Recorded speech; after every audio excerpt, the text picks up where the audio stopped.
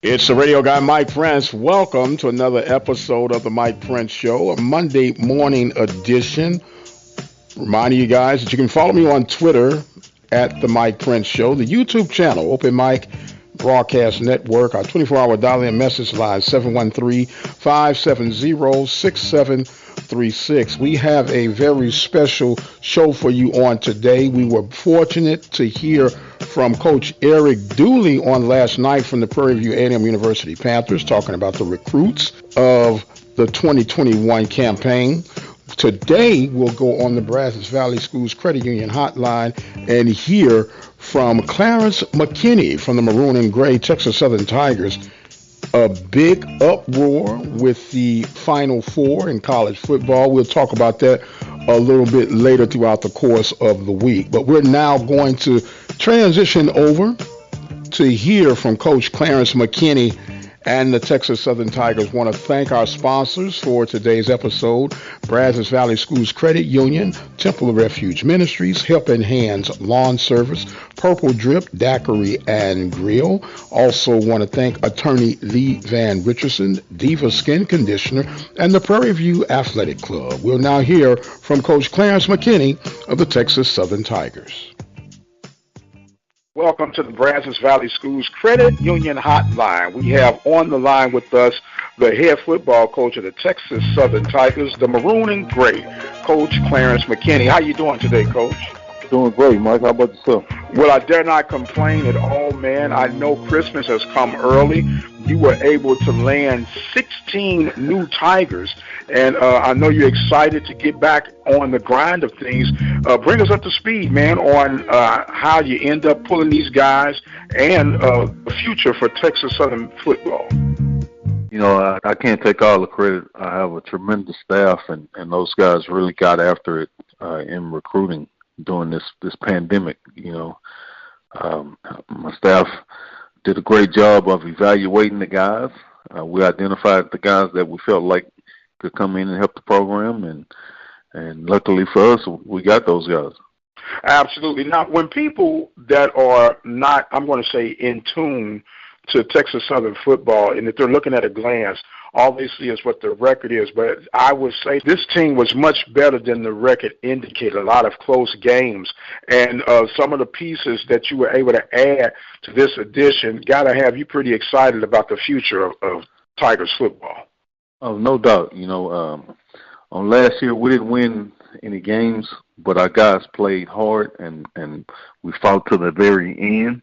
And like you said, we played a lot of close games, and in those close games, it's more about us beating ourselves or not having that playmaker make plays that we needed. So those are things that we're focused on right now, getting corrected, and hopefully we can get some playmakers within recruiting.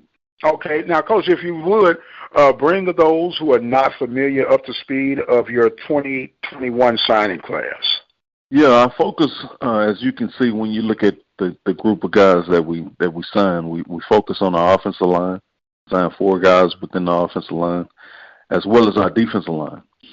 And we signed 5 defensive linemen. So we feel like games are won up front, and we wanted to go out and recruit guys that are from winning programs that understand what it takes to win, and guys that can bring that mentality to us and get us on the right track. Okay, and when you talk about the trench game is what I like to refer to it as, a lot of coaches sometimes don't figure that out soon enough. It's like we put a lot of emphasis. We know, especially in the FCS ranks, not just HBCU sports, your quarterback is going to be the heartbeat. Really, the quarterback is the heartbeat on any level of play. But the focus on getting a skilled guy, but no one to protect the guys up front, and then it's really hell in a handbasket at that point. Yeah, it's funny you say that, because the philosophy we took into it is that you got to have guys that can move the ball up front, that can, you know, we feel like you win by running the ball and protecting the quarterback. And that was our goal, to go get guys that could come off the ball and help us in our run game, and at the same time could protect our quarterback.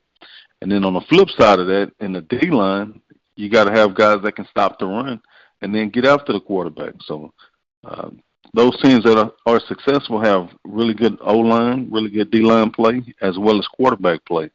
And we signed 16 guys, and we're still looking for some guys for the February signing period. So we might get a quarterback in that mix too.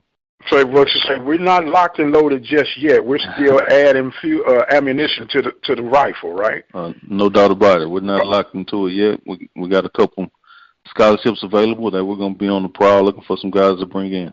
Okay, we're on the Brazos Valley School Credit Union Hotline with Coach Clarence McKinney of the Texas Southern Tigers, talking about the new signees in the first wave, but there will be a second launch in February. Now, Coach, when we talk about how recruiting had to be adjusted for everyone across the board, do you see this as the wave of the future, doing Zoom visits, and when you really get locked in on a guy, actually call that guy in versus guys getting free trips just to fly across country for the sport of being lured or recruited? We took advantage of the Zoom because of the situation we were in. We love to be able to go out and watch guys in person and visit with them in their homes and see how they interact in their homes with their family and their friends. And as well as we'd love to bring those guys on the campus so they can experience what campus life is like at Texas Southern. There's nothing like that Tiger Walk, So we missed out on that, but luckily with virtual videos and meetings and access to those things, we could kind of show those guys what they life will be like as a Texas Southern Tiger without actually bringing them to campus. Okay, and with that, I'm going to call it the corona wrinkle this year. Did you find yourself able to even have conversations with guys who otherwise you probably wouldn't normally have an opportunity to speak to, and were you able to take advantage of some of those?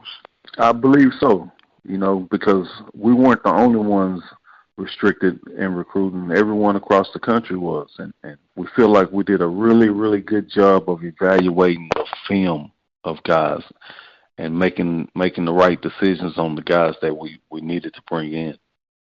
Okay, and if you had to narrow it down to the position of most need, not want, but most need, what position would that be in going into this year's signee? In my opinion, is like I said earlier, it's the front. I think probably our defensive line was in most need. Followed by our offensive line. And then we signed a group of receivers. We signed 3 guys at the receiver position that we feel like can come in and help us win right away. Okay. And do you offer like walk-on opportunities, or would that be limited with the coronavirus situation? No, we offer walk-on opportunities. We have a walk-on trial in the spring as well as the fall. And then there are some guys who are in high school that didn't get an offer that we're going to be out recruiting, trying to get those guys to become preferred walk-ons as well. Right. I was just, you must be a mind reader, or you just an old pro at this, Coach, because I was going to ask you, the difference between a preferred walk-on and an actual walk-on is that preferred walk-on has the actual invite to come and try to make the team, correct? You can say that, but, a preferred walk-on is probably a recruited walk-on, a guy that you really want in your program, you just don't have the money to get. And the preferred walk-on also dates back to when you were limited in bringing numbers to fall camp. So the NCAA put a restriction on how many you could bring to fall camp, so you bring a preferred walk-on before you bring a non-preferred walk-on. Okay, very good. We're on the line again with Coach Clarence McKinney, the Brazos Valley Schools Credit Union Hotline here at the Open Mic Broadcast Network. Coach, I'm appreciating you so much for your time. I know, and you don't have to answer this, Coach, but I just have to be a realist with this situation. Spring football scheduled for February. The way this thing is popping off right now, I'm going to be at ease and even more comfortable with waiting to the actual fall. Does it matter to you one way or the other? I think we've put in some COVID protocols to best protect our student athletes. You can see, throughout the country, there have been games that have been canceled, games that have been played. I think if we stick to the plan, everyone does his part. I think there's a chance we'll have a spring season. And I would really like for us to have a spring season because our kids have trained extremely hard for a season, and I think they deserve an opportunity to play. Yes, sir. I was a proponent of this, and I'm going to run this by. I've been running by the coaches that would hear me out. Because of the protocol and the guys have been working out, if we had a brief, I would call it rival spring season. And here's what I'm saying by that. You have your annual inter-squad game, in your case, maroon and gray game. Mm-hmm. The next week, you play your rival. You play your rival in a home and home. And once you get done with that, shut it down, get ready for the fall. What does that sound like, Coach? That would be hard for me because when I'm competing, I want to play for something. And this spring, we'll have a chance to play for a SWAC championship. Okay. When you're just playing for the rival, you may be playing for a trophy, but you're not playing for a championship. So our goal is to play for a championship. Well, that sounds fair enough for me, Coach, and I'll respect that in which it was given. I want to have a little fun with you now, Coach. It's championship weekend, right? And I know you keep up with it. Would you go on record on picking who's going to win which conference? Can we have a little fun with that one, Coach? I'm pulling for Notre Dame, but I think Clemson will win that. Okay. Because it's hard to beat a team twice in 1 year. Yes, sir. Who else we got? I believe Ohio State's too talented for Northwestern. Okay. Big 12, got to roll with Oklahoma. It's hard to root against them. Okay. In the Big 12. SEC, of course, you got to go with Alabama. There's no other team in the country. Absolutely. And, who we missing? You're missing USC and now Oregon. It was USC and Washington, but now it's USC and Oregon. Yeah, USC seems to be, it's one of those years for them where they just find a way to win in the end. So I think I'll go with USC with them winning maybe on the last drive of the game. And as they would say, is that your final answer? That's my final answer. Well, you know what? We almost got the same thing. I was torn between Oklahoma and Iowa State. Mm-hmm. And I think this is a magical year for Iowa State. I think they'll find a way to win. And not only would that shake the tree, but I'm also projecting if they find a way to win, they'll end up in that number 4 spot for the FBS playoffs. How do they jump Texas A&M? Because they are a conference winner. Texas A&M is not. Yeah, I get that. But you got a conference winner with 2 losses versus Texas A&M who has 1 loss, and that loss is to the number 1 team in the country. I don't make the choices, Coach. I just do a talk show. Yeah, they need to expand that playoff deal, make it at least 8 teams. Well, I think so. Or you could even do this.